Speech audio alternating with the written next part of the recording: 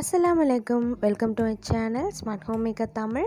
இன்னைக்கு நம்ம சேனல்ல ரொம்பவே எம்மியான பேபி கார்ன் கிரேவி தான் எப்படி செய்யறதுன்னு பார்க்க போறோம். சோ வாங்க வீடியோக்குள்ள போலாம். சோ அதுக்கு பாத்தீங்கன்னா நான் பேபி கார்ன்ஸ் எடுத்துர்க்கேன்.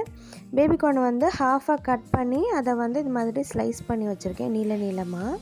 நீங்க வந்து உங்களுக்கு எந்த ஷேப் ரவுண்ட் ஷேப் வேணும்னாலும் நீங்க ரவுண்ட் ஷேப்ல கட் பண்ணிக்கலாம். சோ ஃபர்ஸ்ட் நம்ம இத வந்து நல்லா பாயில் பண்ணி எடுக்கணும். அதுக்கு நான் வந்து ஒரு pan-ல தண்ணி தேவையான அளவு ஊத்திட்டு கார்னுக்கு தேவையான அளவுக்கு உப்பு போட்டுக்கலாம் நாம. உப்பு போட்டு தண்ணி நல்லா கொதிக்க விடுங்க. தண்ணி நல்லா கொதிச்சதும் நம்ம கட் பண்ணி வச்சிருக்க கார்ன் எல்லாத்தையும் அதுல சேர்த்துடலாம்.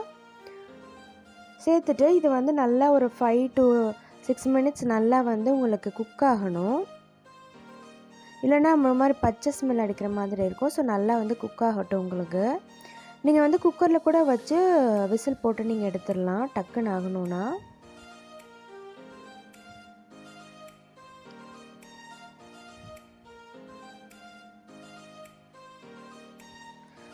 பாத்தீங்கன்னா நல்லா குக் ஆயிடுச்சு. இத நான் வந்து ஃபில்டர் பண்ணிக்கிறேன். தண்ணி எதுமே இல்லாம நல்லா ட்ரையா ஃபில்டர் பண்ணி எடுத்துக்கலாம். சோ ஒரு panல வந்து நான் ஒரு 3 டேபிள்ஸ்பூன் அளவுக்கு ஆயில் சேர்த்துக்கிறேன். ஆயில் நல்லா சூடானதும் நம்ம வந்து ஃபில்டர் பண்ணி வச்சிருந்தோம் இல்லையா அந்த கார்னை வந்து இதுல சேர்த்து நல்லா வந்து ஃப்ரை பண்ணி எடுத்துக்கலாம். ஏன் இந்த ஸ்டெப் பண்றோம் அப்படினா நம்ம வந்து கிரேவில சாப்பிடும்போது ஒரு கிரன்ச்சினஸ் கிடைக்கும் நமக்கு. நம்ம இந்த பன்னீர்லாம் ஃப்ரை பண்ணுவோம் இல்லையா அது மாதிரி இதையும் நம்ம ஃப்ரை பண்ணிக்கலாம். இது கூட வந்து எக்ஸ்ட்ரா கொஞ்சம் கிறிஸ்பினஸ் கிடைக்கணும் அப்படினா கார்ன் ஃப்ளவர் வந்து ஒரு கோட் மாதிரி கொடுத்துட்டு நீங்க வந்து அதை அப்படி கூட நீங்க ஃப்ரை பண்ணிக்கலாம். அதுவும் இதை விட நல்ல டேஸ்டா இருக்கும். சோ நல்லா வந்து ஃப்ரை ஆயிடுச்சு. இத வந்து ஒரு பிளேட்ல ட்ரான்ஸ்ஃபர் பண்ணிக்கலாம். இது வந்து நீங்க டக்குன்னு செஞ்சிரலாம் இந்த கிரேவி ரொம்ப சிம்பிளா இருக்கும். அதே சமயத்துல ரொம்ப எம்மியா இருக்கும். கண்டிப்பா ட்ரை பண்ணி பாருங்க. சோ எல்லாத்தையுமே நான் வந்து எடுத்துட்டேன் கார்ன் எல்லாத்தையுமே. சோ அதே ஆயில்ல பாத்தீங்கன்னா கொஞ்சோண்டு ஜீரகம் சேர்த்துட்டு நல்லா ஃப்ரை பண்ணிட்டு ஒரு 2 வெங்காயம் வந்து நல்லா பொடியா கட் பண்ண வெங்காயத்தை இது கூட நான் ஆட் பண்ணிக்கிறேன். ஆட் பண்ணிட்டு வெங்காயம் நல்லா வதங்கட்டும்.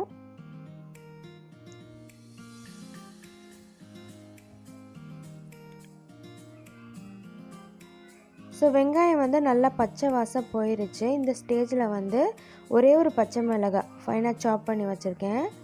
அதையும் வந்து இது கூட சேர்த்துக்கலாம்.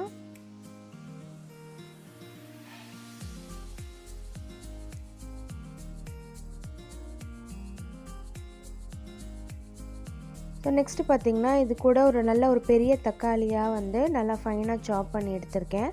அதையும் வந்து இது கூட நான் ஆட் பண்ணிக்கிறேன். ஆட் பண்ணிட்டு நல்லா வந்து குக் ஆற அளவுக்கு நல்லா ஃப்ரை பண்ணி எடுத்துக்கோங்க. நல்லா சாஃப்ட்டா வந்து குக் ஆகணும். சோ இங்க பாருங்க நல்லா குக் ஆயிடுச்சு. இதுல வந்து நான் ஒரு டீஸ்பூன் அளவுக்கு ஜிஞ்சர் garlic பேஸ்ட் சேர்த்திருக்கேன் நானு.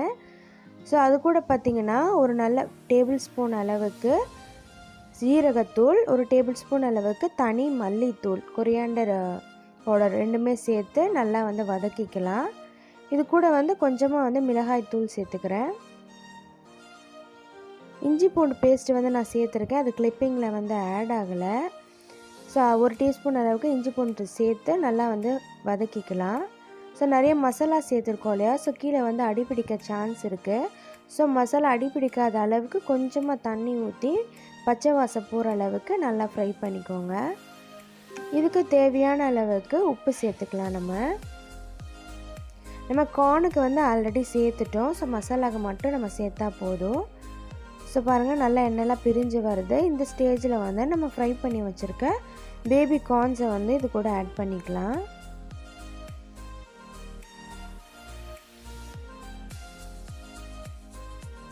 ஸோ பேபி கார்ன் கூட சேர்ந்து மசாலா வந்து நல்லா கோட் ஆகணும். அந்த அளவுக்கு நல்லா வந்து குக் பண்ணிக்கோங்க. உங்களுக்கு உங்கள் கிரேவி வந்து எந்த அளவுக்கு திக்காக வேணுமோ அந்த அளவுக்கு நீங்கள் வந்து தண்ணியாக ஆட் பண்ணிக்கலாம். நான் இன்றைக்கி வந்து ஒரு செமி கிரேவி கன்சிஸ்டன்சிக்கு தான் வைக்கிறேன். ஸோ நான் வந்து ரொம்ப தண்ணி ஆட் பண்ணல நான்.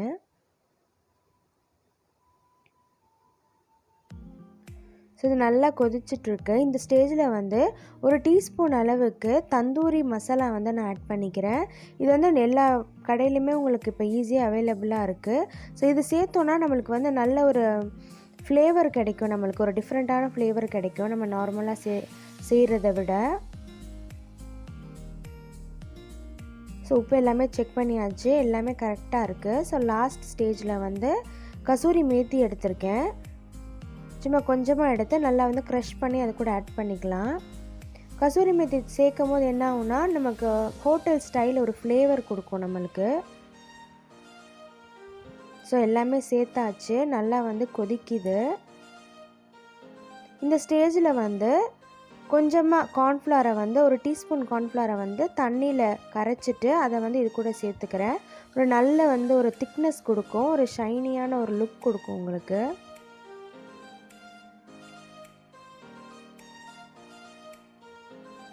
ஸோ அவ்வளோதான், நம்மளுடைய கிரேவி வந்து சூப்பராக ரெடி ஆகிடுச்சு. இப்போ எண்ணெய்லாம் நல்லா பிரிஞ்சு வந்ததும் நம்ம வந்து கடைசியாக கொத்தமல்லி வந்து தூவி நம்ம வந்து சர்வ் பண்ணிடலாம். ஸோ நம்மளுடைய சூப்பரான எம்மியான பேபிகார்ன் கிரேவி வந்து ரெடி ஆகிடுச்சு. இதை வந்து நீங்கள் சப்பாத்தி, ஃபுல்கா, நான் அது மாதிரி கூட நீங்கள் சர்வ் பண்ணிங்கன்னா ரொம்ப அட்டகாசமாக இருக்கும். ஸோ நீங்களும் ட்ரை பண்ணி பாருங்கள். இந்த ரெசிபி ரொம்ப ரொம்ப ஈஸியான ரெசிபி இது.